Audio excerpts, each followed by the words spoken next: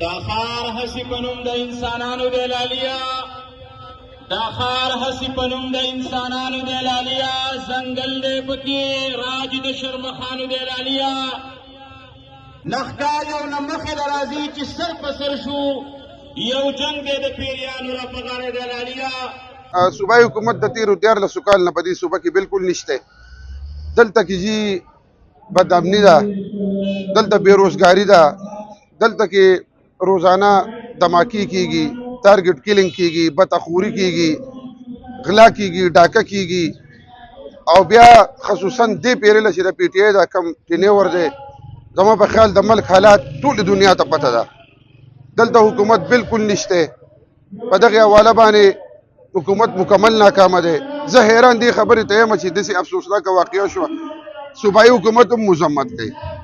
نو زما په خیال چې د عوام به بیا په اخره کې په خپل روزي او د خپل حفاظت لپاره به قانون په لاس کې علي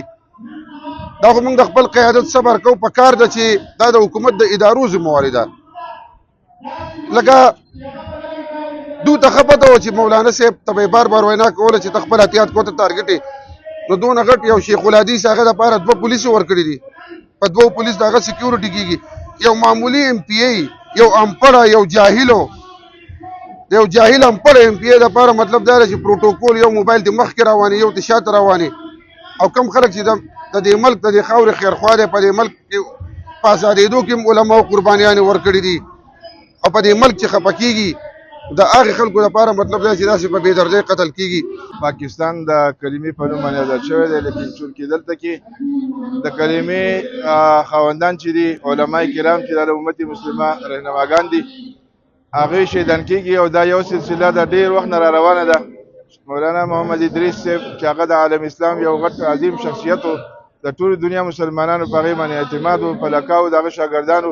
یو پرامن شخصیت و د هغه غوندې کې شخصیت په دې ملک کې قتل کېږي ادارې زموږ مکمل ناکامه دي خاص کر صوبایي حکومت هم ناکامه دی چې هغه د امن دعوې کوي لیکن هېڅ قسمه امن نه په صوبه کې شته نه په ملک کې شته علما کرامو وینه پکې ارزانه ده د ټیک ټاکرانو د ډمانو د هغه بېدینو خلکو د هغې قدر و قیمت شته په دې ملک کې د نیکانو خلکو قدر و قیمت نشته دی چې هر حکومت بدلیږي یا نوی اپریشن وشي نوی واقع وشي نو دوی دا دعوې وکړي چې یو لکه موږ امن قایم کړی دی په هغې کې زموږ سیکورټي ادارې زموږ صوبایي او مرکزي حکومت دا مکمل ناکامه دي او دا د دې علماو د شهادت دغه شان د ډېرو نورو خلکو یوازې دا نه چې موږ په عالم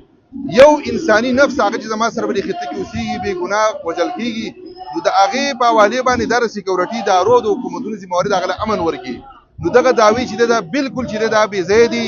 او موږ د پوره دنیا د امن خبره کوو نو پکار ده چې په خپل ملک کې چې هغه امن راولو او بیا اسانه خبره دا ده چې زه په بل چا باندې ډایرکټ الزام ولګوم نو په دې باندې خبره نه ختمېږي موږ دا مطالبه ده پرون دې ووایي چې یاره د یو کس پکې شناخت شوی دی تر اوسه پورې د هغه ګرفتارۍ په حوالې باندې څه وشول